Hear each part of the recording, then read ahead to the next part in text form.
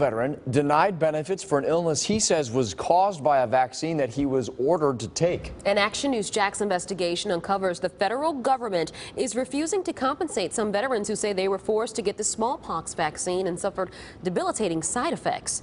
Action News Jax Paige Kelton has spent months looking into this health link and joins us live from the newsroom with the results of this investigation. Paige. Yeah, Tanika, any veteran will tell you when you're out on a mission, you don't complain. Sean Kelly, a local Marine, didn't complain, and he is now living with constant pain.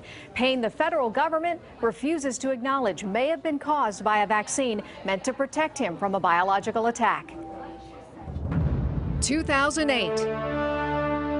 Sean Kelly deployed to Iraq. He was given a battery of vaccines, including ACAM 2000. When I first started having any of these symptoms from the smallpox vaccine, they told me it was heartburn. And it wasn't one of those things where I was like, I don't want to go out on patrol because I have heartburn. Kelly, a machine gun section leader for the 1st Battalion, 9th Marines, Charlie Company, men trained to be tough. Mark Bailey served at Kelly's side and says his symptoms also started on deployment. And like a tightness or just kind of like a pain in my chest. And, you know, I just chalked it off to heartburn and took my omeprazoles and went on my way. These records document Kelly's repeated complaints of chest tightening. He described it as heartburn. He didn't know it at the time that chest pain is a possible side effect to the smallpox vaccine. It wasn't until years later that Kelly says he made the connection. It all clicked. I was like, something is wrong and something's been wrong this whole time. And my wife was telling me, you need to go to the hospital. Diagnosed with pericarditis, inflammation of the heart, a documented side effect. Kelly couldn't work. He filed for VA benefits for a vaccine-related injury and was denied.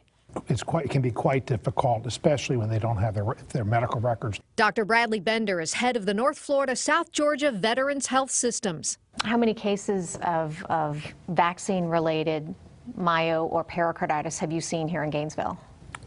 To my knowledge, we've seen none.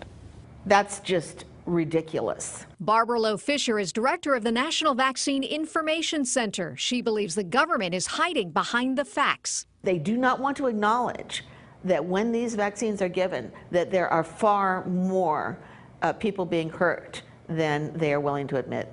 The warning label on ACAM 2000 lists myo and pericarditis as a possible side effect. The link was also documented in this government-funded study. Side effects would happen within weeks of getting the vaccine, but its lead author admitted to me myocarditis from any cause may not be diagnosed during the acute event and can be mistaken for heartburn or fatigue. Even more disturbing, when I asked the VA about how many veterans have received benefits from vaccine-related injuries, the agency admitted we have no tracking mechanism for injuries due to smallpox or any other vaccination. Today, this Marine believes his dedication to duty to work through the pain without complaint has sentenced him now to a life in pain, with no support from the country he served without question. How does it make you feel to know in your heart that you've connected this to the vaccine, but the VA won't? Oh, it's devastating. I can't believe this is actually happening. You know, I can't believe that I did the right thing, and at the end of the day, you know, I'm not in some way, shape, or form taken care of. I took Kelly's story to Congressman Al Lawson. He tells me he'd like to collaborate with other lawmakers on a possible solution. There are programs for those injured by the smallpox vaccine, both civilian and military, but Kelly doesn't qualify because too much time has passed. More than 1.7 million military members were given the smallpox vaccine between 2002 and 2008. It's still being given to some special forces and troops stationed in South Korea.